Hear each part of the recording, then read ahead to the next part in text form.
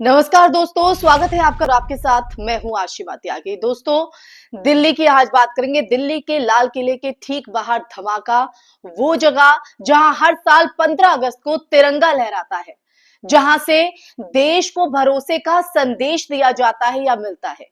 वहीं पर सुरक्षा में सेंध, ये सिर्फ एक ब्लास्ट नहीं बल्कि देश की सुरक्षा के दावों पर सीधा सवाल भी है।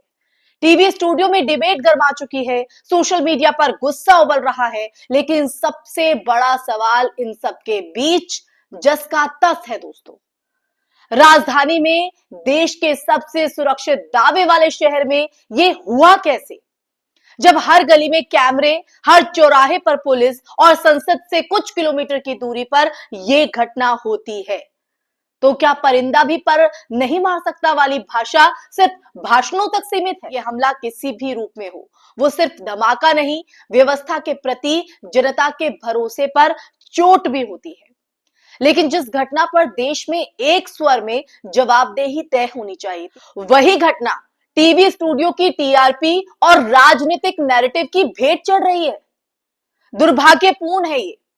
दुर्भाग्यपूर्ण यह है कि वीडियो क्लिप्स जो हैं, राजनीतिक आरोपों और सोशल मीडिया ट्रेंड्स के शोर में असली जो बहस है, असली बहस सुरक्षा की, खुफिया विफलताओं की, आतंक विरोधी नीति की, लगभग सब गायब है दोस्तों। क्या किसी बड़े चैनल पर इस बात पर गहराई से चर्चा हो रही है क्या कि आखिर खुफिया आकलन कहां चूका, कहां लूप होल रहा, पुलिस समन्वय में क्या कमी रही, क्या सुरक्षा प्रोटोकॉल की समीक्षा हुई, या फिर यह हादसा भी कुछ दिनों में नई हेडलाइन से रिप्लेस हो जाएगा दोस्तों। ये तमाम वो सवाल है जो इस वक्त दिल्ली धमाके के बाद उठ रहे हैं, हर किसी के जहन में कौंध रहे हैं। प्रधानमंत्री की भूमिका पर भी उठ रहे सवाल भी केवल राजनीतिक बयान नहीं बल्कि सार्वजनिक अपेक्षाओं का हिस्सा भी है दोस्तों।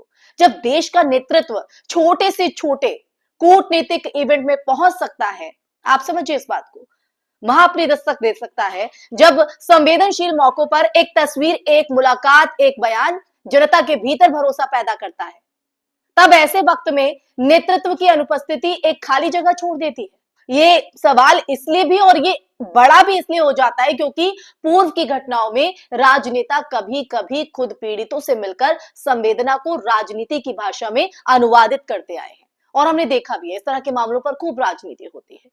और यही वजह है कि आज भी लोग तुलना कर रहे हैं कि अगर यही घटना किसी दूसरी सरकार के समय हुई होती तो प्रतिक्रियाएं कैसी होती।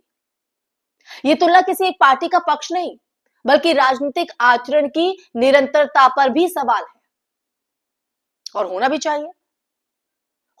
चाहिए दोस्तों। आतंकवाद पर सरकार की नीतियों और नतीजों का विश्लेषण भी जरूरी हो जाता है, लेकिन इसे आंकड़ों, तथ्यों और ट्रेंड के आधार पर ही समझा जा सकता है। ये सच है कि भारत पिछले एक दशक में कई आतंकी घटनाओं, स्लीपर सेल गतिविधियों, सीमा पार साजिशों और घरेलू कट्टरपंथी मॉड्यूल्स की चुनौतियों से जूझता रहा है। ये पहली बात नहीं है। लेकिन यह भी सच है दोस्तों, यह भी सच है कि आतंकवाद केवल भारत की समस्या नहीं बल्कि एक वैश्विक परिघटना है जिसकी जड़ें भू राजनीति, इंटरनेट, रेडिकलाइजेशन, अस्थिर पड़ोसी देशों और जो है फंडिंग नेटवर्क जैसी परतों में छिपी हुई है। इसे केवल चुनावी नैरेटिव या एक पार्टी की सफलता असफलता तक सीमित कर देना मुद्दे के मूल को कमजोर करता है, उसकी असलियत को कमजोर करता है, वो आने ही नहीं देता है। दोस्तों, मृतकों की पहचान को हिंदू मुस्लिम के चश्मे से देखने की कोशिशें भी इसी राजनीति के शोर का हिस्सा है। आपने देखा होगा इस धमाके के बाद। वास्तविकता अगर देखी जाए तो वो ये है कि आतंकवाद मजहब नहीं देखता है, वो मजहब नहीं देखता है, वो निशाना बनाता है भीड़ को, आम नागरिक को, गरीब को, मजदूर को, उन लोगों को जिनके पास न सुरक्षा कवर है, न राजनीतिक आवाज, ना ही सोशल मीडिया ट्रेंड बनाने की क्षमता। उन लोगों को टारगेट करता है। वैश्विक आंकड़ों में भी ये दर्ज है कि दुनिया के अधिकांश आतंकवाद प्रभावित देशों में और ज्यादातर आतंकी हमलों में जान गंवाने वालों में बड़ी संख्या में आम नागरिकों की रही है, जिनमें बड़े हिस्से में मुस्लिम आबादी वाले समाज भी शामिल है दोस्तों। इसे दरकिनार नहीं किया जा सकता, नजरअंदाज नहीं किया जा सकता। इसलिए आतंकवाद का मुकाबला किसी सामुदायिक प्रतिक्रिया से नहीं, बल्कि संस्थागत रणनीति, खुफिया सटीकता और जवाबदेही से होता है। दोस्तों,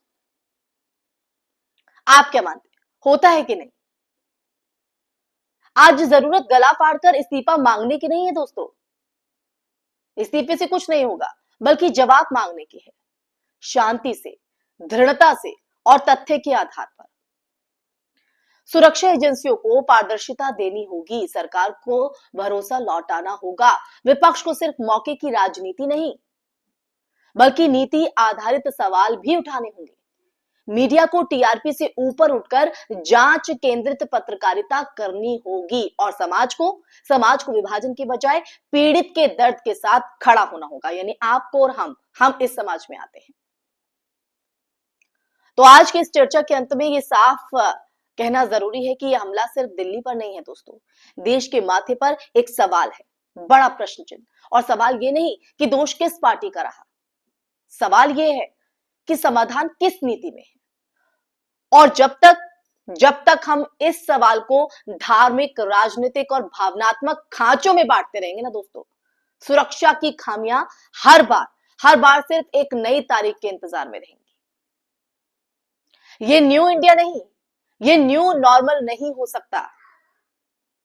आतंकवाद पर बहस टीआरपी की रेस नहीं, बल्कि राष्ट्रीय संकल्प की परीक्षा होनी चाहिए दोस्तों। अगर आज भी हम नहीं जागे तो इतिहास फिर पूछेगा, सवाल करेगा कि धमाका हुआ, शोर भी हुआ, मगर बदलाव क्यों नहीं हुआ।